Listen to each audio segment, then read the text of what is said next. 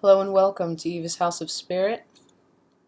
I'm Eva, and today I want to talk a little bit about oral tradition.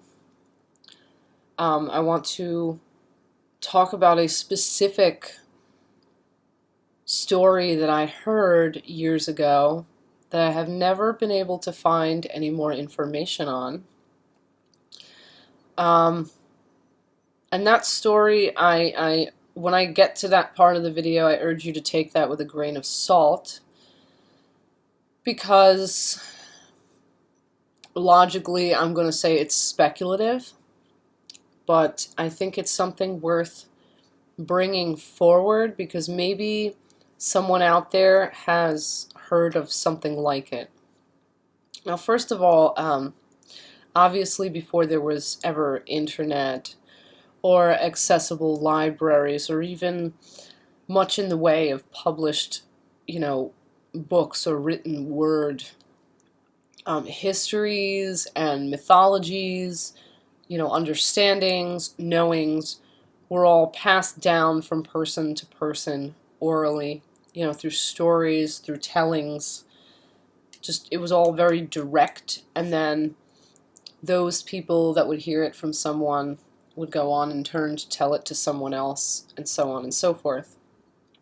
So it is kind of, oral tradition, it is kind of like a game of telephone. It starts out one way and it evolves into something else, potentially, because it's not written, it's not, there is not a solid record that doesn't vary, People have a way of understanding what they have been told and conveying what they have been told from their own understanding or point of view, and that sometimes is not the same understanding or point of view that the person who told them originally the information had. So that is one downside to oral tradition. Now, what I want to talk about specifically in the way of oral tradition, I want to talk about a class of creatures called Grinners.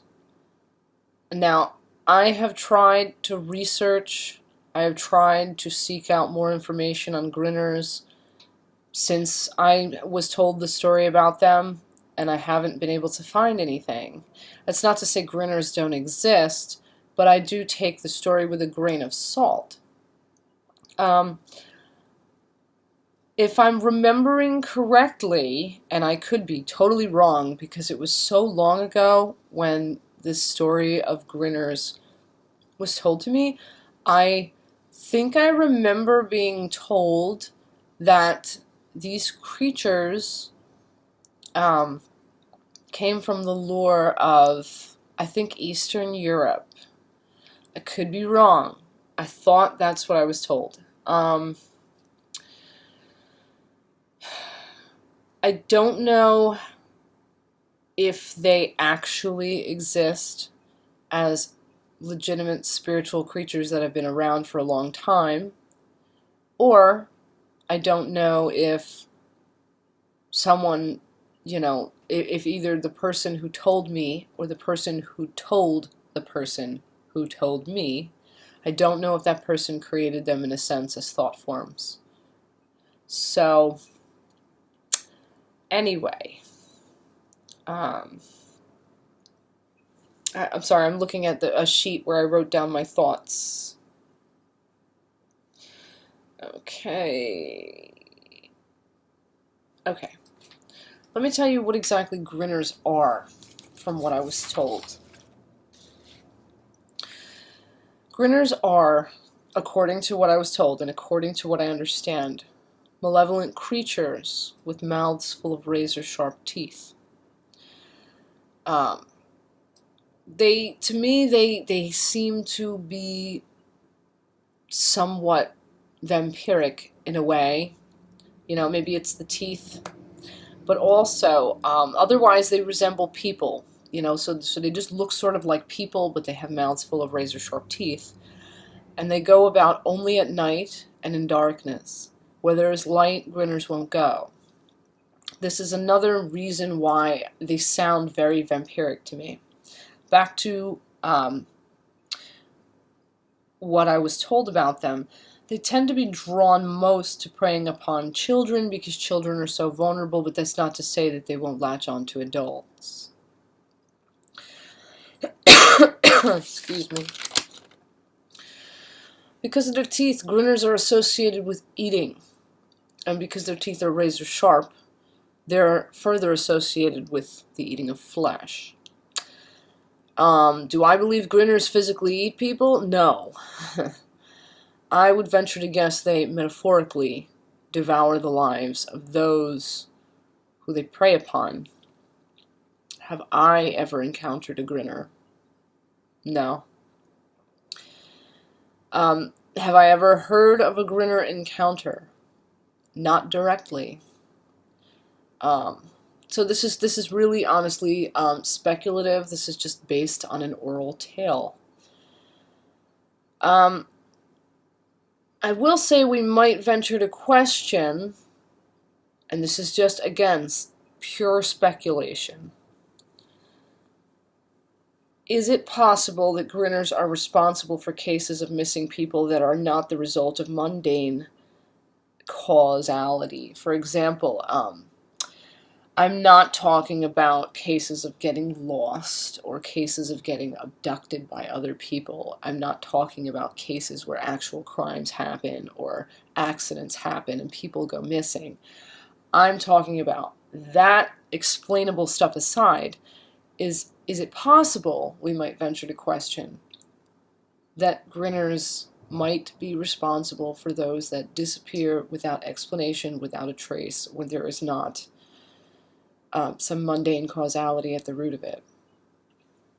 Who knows?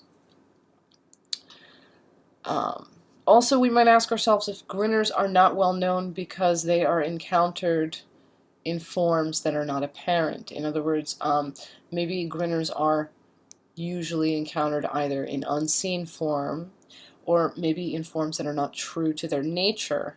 What I mean by not true to their nature is there are a lot of spirits that will actually present themselves as what they are not. They will mimic other things or other beings or people sometimes, which is really creepy. And it's possible if they are presenting themselves in a way that is not true to, the frightening form that they truly are, it's possible that they're not being recognized as Grinners. It's also possible that in wherever they are from, if they happen to be a legitimate phenomenon, it's possible that they are not called Grinners. Grinner is an English word. Maybe wherever they're from, they're called something else. So maybe that's why I can't seem to find any information on the Grinner. Maybe it's because they're not called Grinners. They're called something else. And finally, I have two other thoughts. We might wonder if we don't hear a lot about them, because perhaps those that encounter Grinners either don't live to tell us about their encounters, or maybe because there is so little information, if any, out there on the Grinner, assuming Grinners are in fact real. Well, real is honestly subjective. I should say if Grinners are legitimately historical spiritual entities as opposed to being tulpas, assuming that is the case, if it's maybe because there's so little information on them, assuming that's the case, maybe those that encounter them have no idea what the hell they encountered and therefore don't talk about it because they're afraid of being labeled as crazy or liars. So that's my understanding of what the Grinner is, of what Grinner, not the Grinner, what Grinners are. I understand them to be a class of creatures that are totally not good. I don't know if any of you have heard anything like this. But I would like to hear from you if you have ever heard of any creature that really sounds like the Grinner. To me, they sort of sound vampiric. I don't know if there's any culture that maybe has vampires that sound like Grinners. But, and again, I could be wrong, but I could swear that I was told these are of Eastern European origin.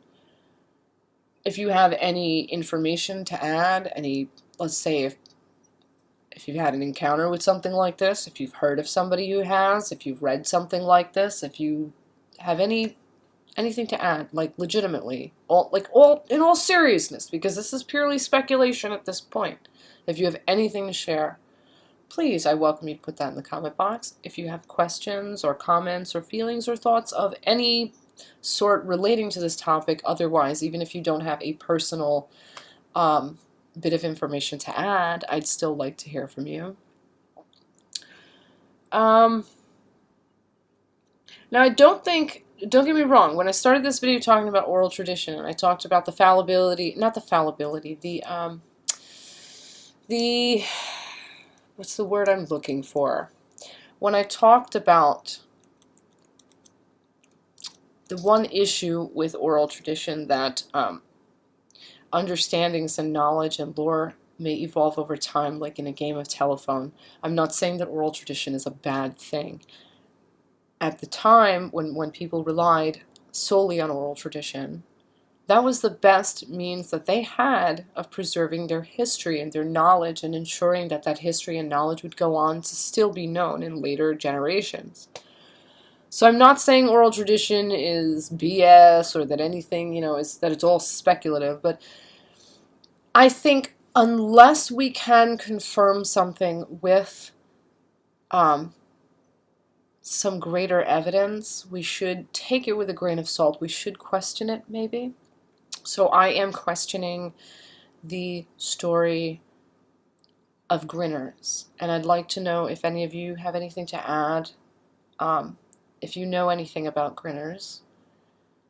And that aside, I wish you blessed be and ashe. May you never encounter a Grinner, because they sound like really, really, really not pleasant creatures. Until next time, have a great day. Bye-bye.